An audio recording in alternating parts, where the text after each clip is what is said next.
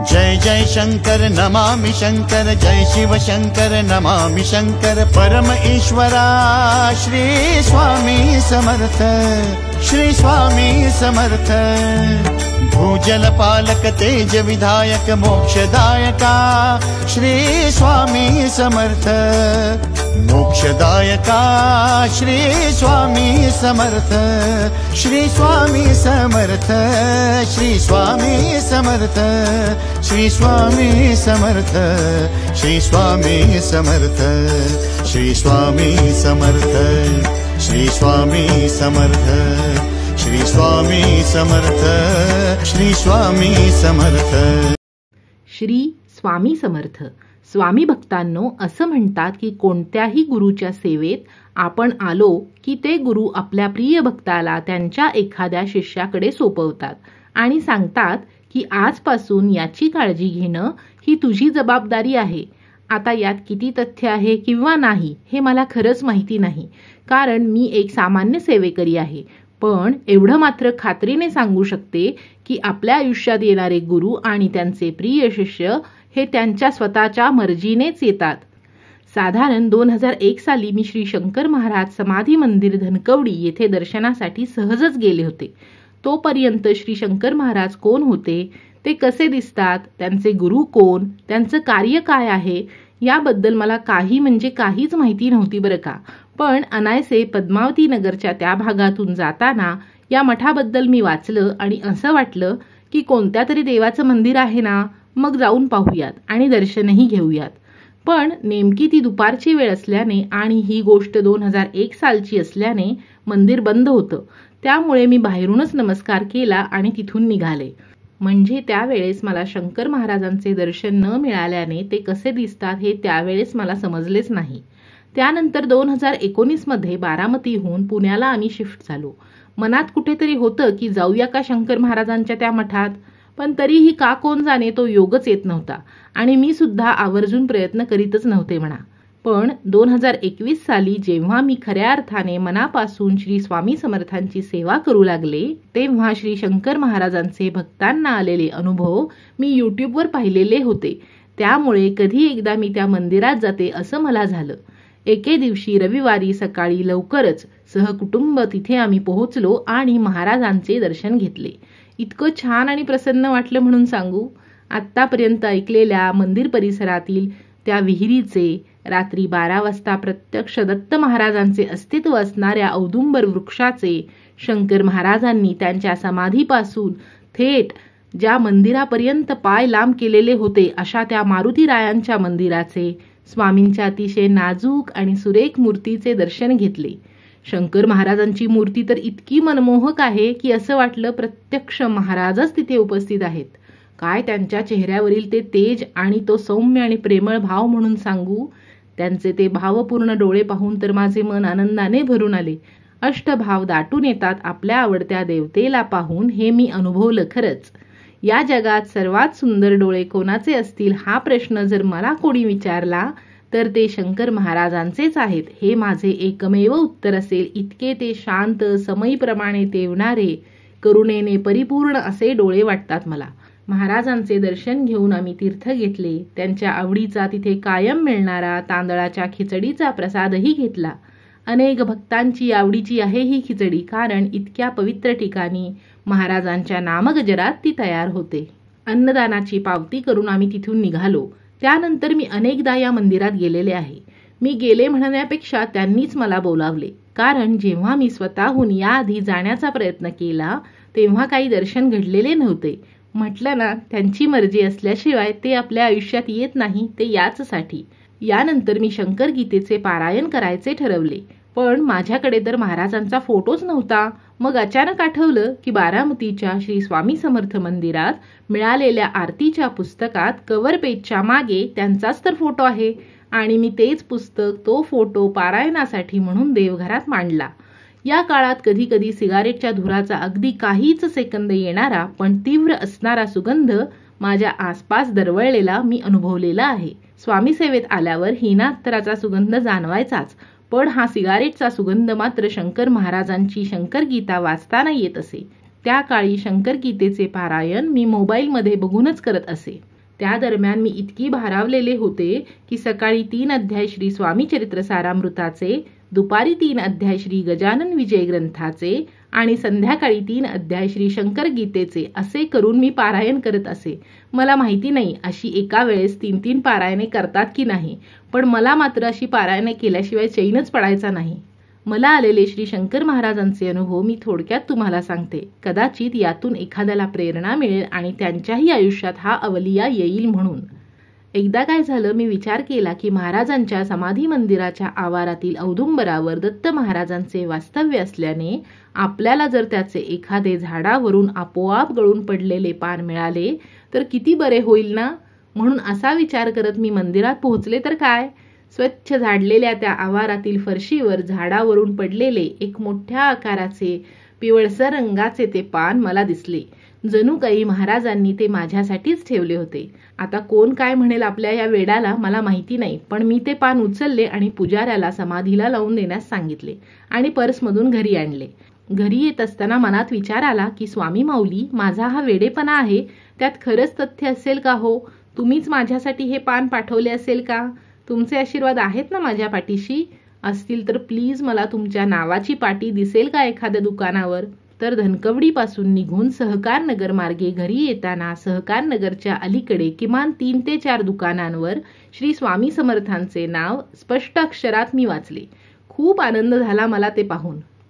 आणि गंमत म्हणजे या प्रसंगानंतर कितीतरी वेळा मी सेम रूटने गाडीवरून गेलेले आहे, पण एकदाही मला श्री स्वामी समर्थ नावाची कोणतीही पाटी कोणत्याही दुकानावर दिसलेली नाही. एकदा तर अगदी शोधून शोधून श्री स्वामी समर्थ डेंटल क्लिनिक नावाची एक नेमप्लेट दिसली, जी या आधीच्या प्रसंगात मी पाहिलेली नव्हती. आता याला कोणी योगायोग म्हणतील, कोणी माझा वेडेपणा, पण मला मात्र कायम लक्षात राहिलेली शंकर महाराजांशी संबंधित अशी ही प्रचिती वाटली. आज या घटनेला जवळजवळ 3 वर्षे झालेली आहेत, पण रोजच्या पूजेत देवाऱ्यात ठेवलेले ते पान वाळलेले जरी असले तरी अगदी छान सुस्थितीत आहे बरं. दुसऱ्या एका प्रसंगात श्री शंकर महाराजांच्या प्रकट दिनी खूप मोठ्या रांगेत साधारण सकाळी 11च्या दरम्यान मी उभी राहिलेले होते. विचार केला की जर आपण नुसतेच उभे राहिलो तर उन्हामुळे त्रासून जाऊ, त्यापेक्षा श्री शंकर गीतेचे शेवटचे काही राहिलेले अध्याय वाचूयात आणि मोबाईलमधून ते अध्याय वाचून मी संपवले. यानंतर माझ्या मनात आलं की जर आपण घरात असतो तर महाराजांचा फोटो आपल्या समोर असता आणि आपण नमस्कार केला असता. असा विचार करून मी मोबाईल बंद केला आणि समोर पाहिलं तर काय, मंदिराच्या आवारात असणारा महाराजांचा मोठा फ्लेक्स बोर्ड दिसला आणि मंद स्मित करणाऱ्या त्यांच्या चेहऱ्याकडे पाहून मलाही खूप बरं वाटलं. तिसऱ्या एका प्रसंगात मी शंकर महाराजांचे दर्शन घेऊन मंदिराच्या बाहेर आले आणि गाडी सुरू करण्याआधी एक लहान मुलगा माझ्या शेजारी येऊन उभा राहिला. त्याने मला 20 रुपये मागितले. मी विचारलं, का रे, कशासाठी हवेत पैसे? आणि तुझ्या आईबाबांना चालेल का हे? तर तो म्हणाला, मला पतंग घ्यायची आहे आणि माझे आईबाबा काही पैसे देत नाहीत. गडबडीत मी त्याला पैसे देऊन निघाले खरी, पण निघताना त्याच्याकडे एक कटाक्ष टाकला तर तो शंकर महाराजांच्या सिरियलमध्ये असणाऱ्या मुलाच्याच वयाचा वाटला मला. त्याची चेहरेपट्टी थोडीफार सेमही होती, पण डोळे मात्र अगदी सुरेख, रेखीव आणि पाणीदार, अगदी त्या बालकलाकारासारखेच वाटले मला. मला वाटलं, काय माहिती आपलं एक मन महाराजांना कधी कधी मंदिराबाहेरही प्रचिती मागत असते, त्यामुळे महाराजच भेटून गेले असतील मला. आणखी एक प्रसंग सांगते. मागच्या वर्षी श्री शंकर महाराजांची पुण्यतिथी असताना दवाखान्यातून घरी येताना दुपारची वेळ झालेली होती. यावेळेस काही आपल्याला धनकवडीला जाणे आणि महाराजांचे दर्शन व प्रसाद मिळणे शक्य नाही असा विचार करत करत अप्पा बळवंत चौकात मी पोहोचले आणि पाहते तर काय, मेहेंदळेंच्या वाड्यात महाराजांचा उत्सव सुरू होता. महाराजांचे दर्शन घेतले आणि प्रसादही घेतला. तो प्रसाद तिथेच जमिनीवर बसून जेव्हा मी ग्रहण केला तेव्हा मला वाटलं, किती हो माया करता महाराज तुम्ही माझ्यासारख्या वेड्या भक्तावर. एक एक छोटी छोटी अपेक्षा सुद्धा नकळतपणे पूर्ण करता. इतकीशी तोकडी माझी सेवा, पण तुम्ही मात्र भरभरून प्रेम करता माझ्यावर. असाच आशीर्वाद कायम राहू देत. जिथे एकेकाळी तुमचे वास्तव्य होते, तुम्ही अन्नग्रहण जिथे केले असेल, आज तिथे मला हा अन्नग्रहणाचा योग आला. अजून काय हवं नाही का? मी फक्त आणि फक्त कृतज्ञताच व्यक्त करू शकते हो. यानंतरचा प्रसंग तर खूपच वेगळा आणि विचार करायला लावणारा आहे. काही कारणाने माझ्या लेकाची तब्येत बरी नव्हती. महाराजांच्या मठात पोहोचले तर माझे डोळे पाण्याने काठोकाठ भरलेले होते. समोरचे काही दिसेना. महाराजांना एकच विनंती केली की शंकर महाराज, स्वामी माऊलींसाठी जसे तुम्ही आहात तसेच माझ्यासाठी माझं बाळ आहे हो. या कठीण प्रसंगातून तुम्ही आम्हाला बाहेर काढा हो. माझी अजिबातच पात्रता नाही तुम्हाला प्रचिती मागून तुमची परीक्षा करण्याची, पण माझ्या या अवस्थेत मला तुम्ही माझ्या पाठीशी आहात याचा काहीतरी संकेत द्याल का हो प्लीज, अशी मी कळवळून प्रार्थना केली. महाराज असते, हा घे अंगारा, हा मला तुलाच द्यायचा आहे. संचार असताना अगदी क्वचितच बोलणारे आमचे देव साक्षात एवढे बोलले आणि तो अंगारा काकूंच्या मार्फत माझ्यापर्यंत पोहोचला. श्री शंकर महाराज आणि चिले महाराज यांच्यातील नाते तर आपण जाणतोच, त्यामुळे शंकर महाराजांना केलेल्या विनवणीचा एवढा मोठा साक्षात्कार मला त्यांनी दिला. अजून काय हवं आहे हो आपल्याला. श्री स्वामी समर्थ असो, श्री शंकर महाराज असोत, श्री चिले महाराज असोत की श्री हिंगमिरे देव असो, सगळीकडे गुरुतत्व एकच आहे. तर अशा या शंकर महाराजांना अजूनही मी अधूनमधून भेटायला जाते. एकदा तर असा विचार केला की आपल्या प्रसादाचा तेथील पुजारी स्वीकार करतील का, पण म्हटलं नेऊन तर बघूयात. म्हणून मग त्यांना आवडणारी कांद्याची भजी, साजूक तुपातला शिरा, मुंदीचा बेसनाचा लाडू आणि थर्मासमधून नेलेला गरमागरम वेलची आणि आल्याचा गोड असा चहा घेऊन पोहोचले. प्लेटमध्ये सगळा प्रसाद ठेवला आणि कपात गरमागरम चहा ओतला आणि पुजाऱ्यांकडे दिला. त्यांनी पण तो आनंदाने महाराजांच्या जवळ नेऊन दाखवला. इतकं भारी वाटलं ना मला. असं वाटलं की किती विचार करतो आपण की हे काय म्हणतील आणि ते काय म्हणतील याचा. मनापासून केलेला असा वेडेपणा महाराज मात्र अगदी आनंदाने स्वीकारतात. आता शेवटच्या प्रसंगाकडे वळूयात. काही दिवसांपूर्वी धनकवडीच्या महाराजांच्या मठात मी दर्शनासाठी गेले होते आणि मी शंकर महाराजांना मनोमन म्हणाले देखील की महाराज, तुमच्या लाडक्या श्री स्वामी समर्थ महाराजांचे यूट्यूबवर मी काम करत आहे. मी आवडत नाही का हो तुम्हाला, किंवा मला ते काम जमत नाही का? कारण स्वामींचे अनुभव शेअर कराल का म्हणून फोन केल्यावर तासनतास आपल्याशी श्री स्वामींबद्दल बोलणारे सेवेकरी अनुभव रेकॉर्ड करण्यासाठी मात्र का टाळाटाळ करतात? का बरं फक्त 10 ते 15 मिनिट सुद्धा त्यांना द्यावेसे वाटत नाहीत?